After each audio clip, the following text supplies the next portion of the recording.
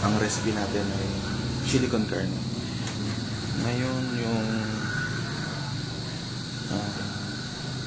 yung baka ay pinakukuluan ko na. Siguro mga 30 minutes para malambot siya.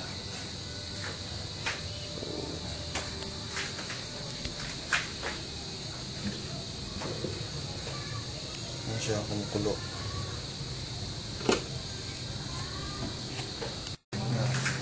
Pagkatapos nito yung bawang, sibuyas at bell pepper. Kailangan natin dito sa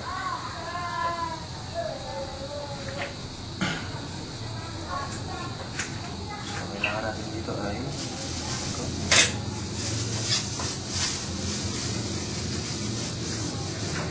bawang, sibuyas, bell pepper.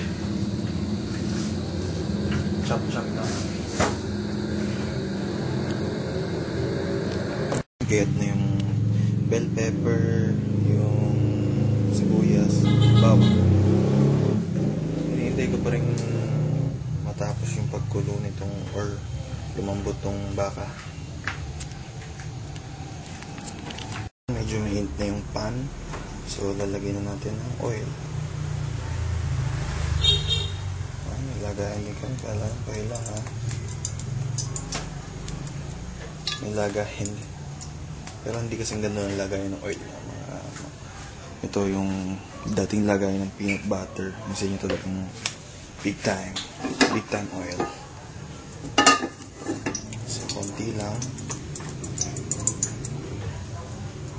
Tapos gigisa na natin yung sibuyas, bawang.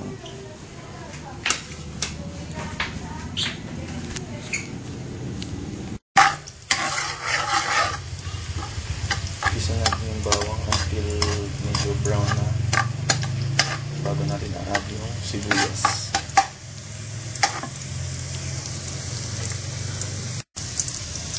So medyo brown yung bawang natin, add na natin yung sibuyas.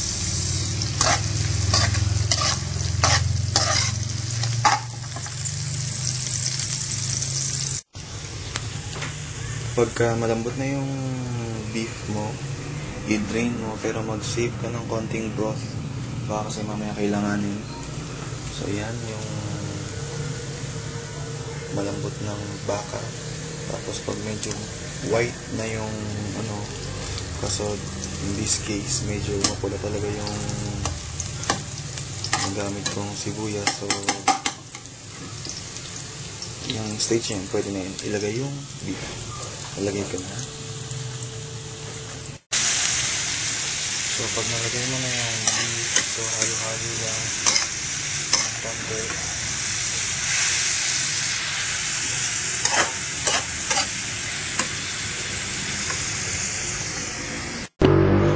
So ayan, medyo okay na yan. Punin ngayon natin yung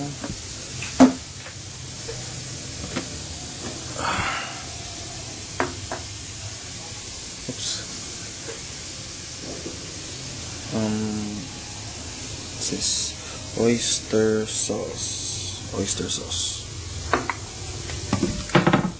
Ayun, na lang bukas. So ito na yun ang bubuksan natin. So yung paglagay ng oyster sauce, konti-konti lang kasi maalat din to eh. So patikin yan tayo kung maalat na o okay na. So medyo dry yung sabi ko mag-save ka ng broth para isasabaw mo doon ng konti. So depende sa iyo kung ano gusto mo lasa ko. Nilagyan ko ng konting asukal para mag-balance yung alat, yung tamis. Hindi lang 2 tablespoon ng asukal. So, ito, ilagyan ko ng green peas para magka-kulay yung food. Patagdag kulay. Arte, no? May green peas pa. So, yan. Tapos, medyo malabnaw yung ano natin, lalagyan natin ng cornstarch para lumapot. So ito na yung cornstarch na lalagyan na lang sa tubig bago mo ilagay sa ano. Dapat to continuous yung stirring habang nilalagay mo. So pinapakita ko lang kung paano. Palapot na yan.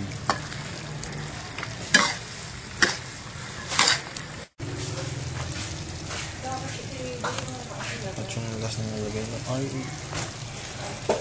bell pepper.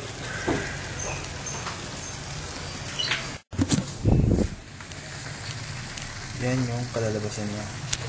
So taste test.